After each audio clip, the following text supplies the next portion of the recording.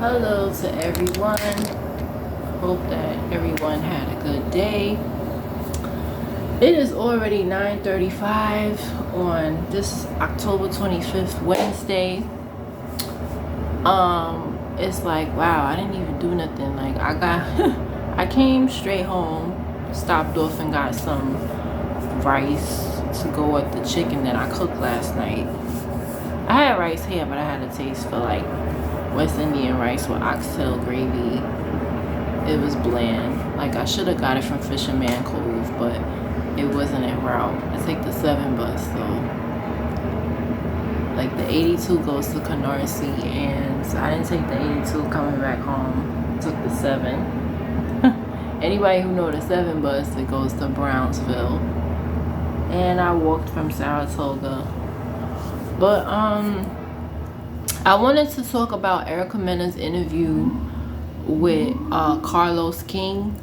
So a lot of people are angry at Erica Mena right now, but there's two sides to the story, and I wanted to hear her side of things. And unfortunately, he only got to like her personal life.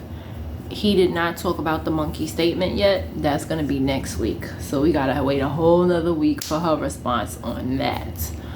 But as I said in my previous video, I felt like that Erica Mena was set up. And just like what people don't realize is that these reality shows are jobs. They're getting paid to do a job. And just like any job, when they want to get rid of you, right, they'll make up something, or they'll put you in a situation where they know you're going to be defeated. So that's what happened with her. Like, I believe that they literally was like, yo, we got to get rid of this hoe. But what could we do? Like, we can't just fire her, right? They know that she's out of control. They know that she's immature. So they put her in a situation where they knew that she would get hostile. It was all a setup. She said in her interview how Love and Hip Hop was paying her $40 a day. Even though she was on the show a lot, she said when she first came, they was paying her $40 a day. Not $100 a day like Flavor of Love. At least they got $100 a day. This bitch said $40 a day. And it's just unbelievable, because everybody knows that Love and Hip Hop from day one, they make money. So for them to not be paying her was crazy. Also, which was kind of obvious, she said from the scene of her and Kimbella fighting, Yandy was going back and forth saying, oh, Kimbella was talking about you, da-da-da. Basically was an instigator. So when she came on the scene, as you could see, she's emotional, she fired up. And even Tiara Marie was like, it had to be something, da-da-da. It was. Yandy had put the battery in her back like, oh, Kimbella's talking shit about you. So her being immature at the time, she didn't think, oh, this is a setup. She came and was upset like most people would be. You know, most of us, if we hear somebody talking about us, we would be quiet, have an attitude, whatever. But with her, she was emotional, and they got into a fight, and it was all for TV. Just like Yandy did it again with Kimbella, sent Kimbella to the little boy birthday, with Little Man DC's birthday party or whatever, Samantha's son. And that was, Yandy was like, oh, you was doing it for a check. And she was like, no, I'm your friend, and I came there to protect you, you know.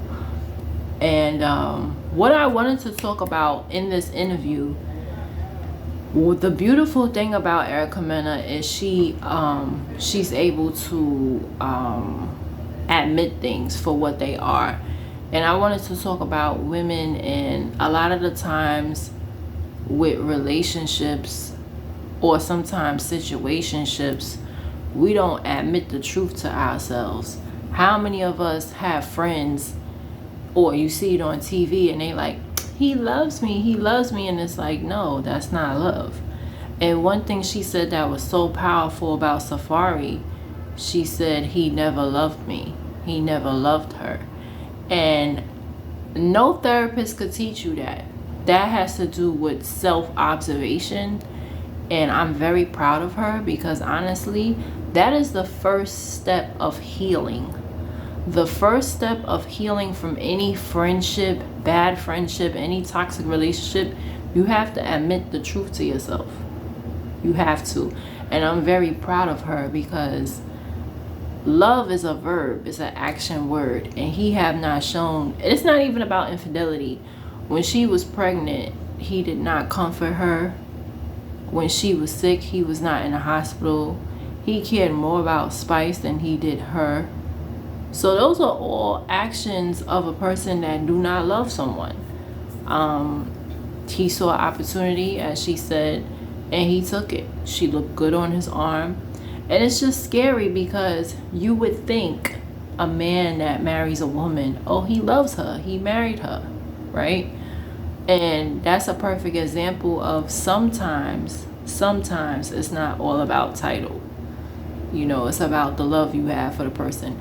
Now, I'm not going to sit here and say you should be dating somebody for 20 years. But, they got married and he didn't love her. And that's a very powerful thing that she came out and said, he never loved me. And as a woman, you have to admit that to yourself. She was like, I was for the moment.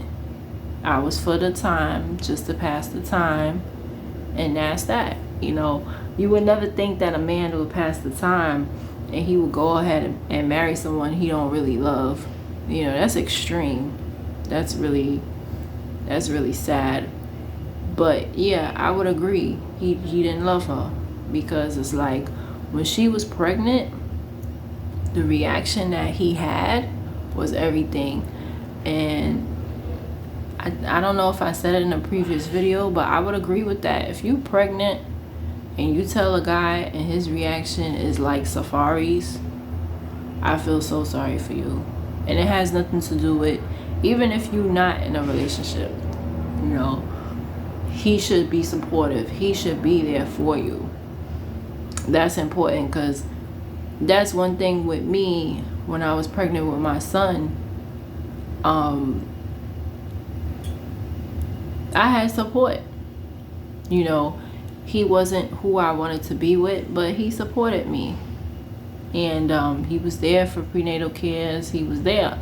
Everybody was there. And when you're pregnant, you need support. And Erica Mena had no support. And she was married.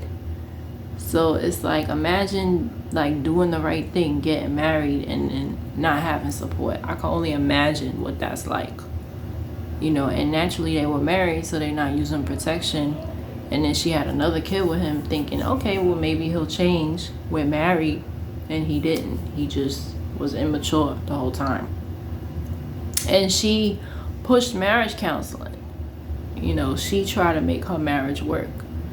But he just kept shitting on her. And it's really, really sad. And I'm glad she spoke about that.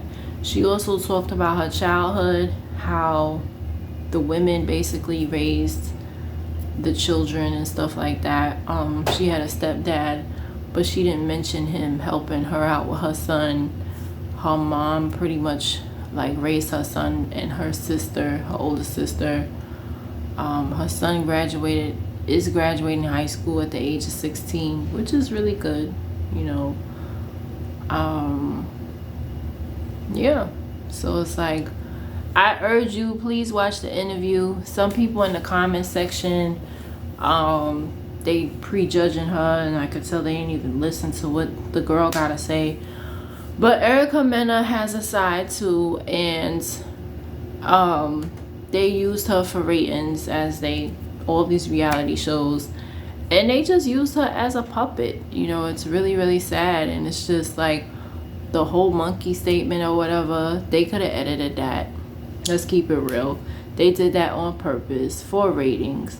Like, Love and Hip Hop is whoever owns it, they racist. So it's like, it's crazy.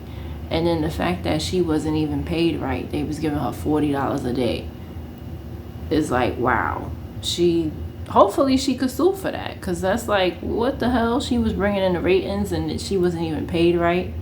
But she was like, you know, she was young, she ain't know.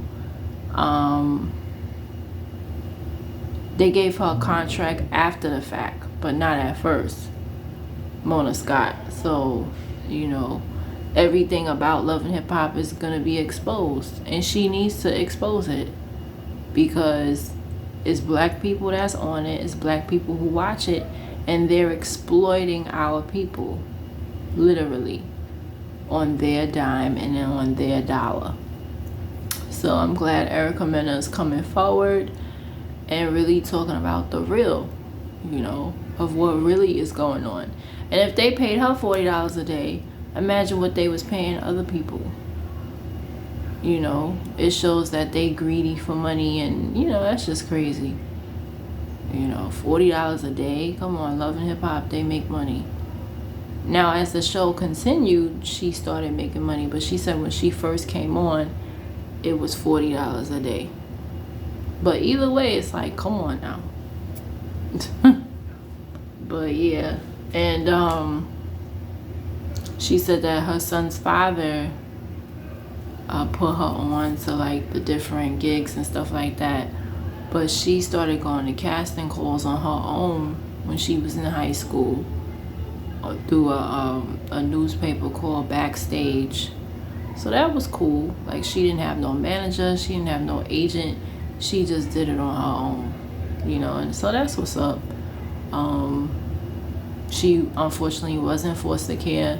Her mother did get her back, so that's like a generational thing. Like, her grandma struggled with her mom struggled with her, and then her mom finally got her back. So that's the positive thing, that her mother did get her back, and then she got a you know, a stepdad, and then, you know, there were happy moments in her childhood, so that's a good thing.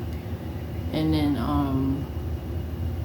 you know, her stepdad was the positive person in her life, the structure or whatever. And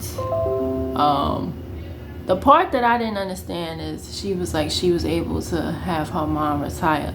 So I guess that was years into Love and Hip Hop, because I'm like, if you just a video person, whatever, video actor, whatever you want to call it, yeah, if you're just a video person, how is that supporting your son and your mom? You know, I guess Love and Hip Hop years into it, then that's when she started seeing money. But yeah, she said $40 a day, ladies and gentlemen. It's like, wow, you know. But yeah, just the interview with Carlos King is a must-see, and part 2 is coming out next week. So I'm gonna share it, and comment and subscribe. Let's talk about it. And those are my thoughts.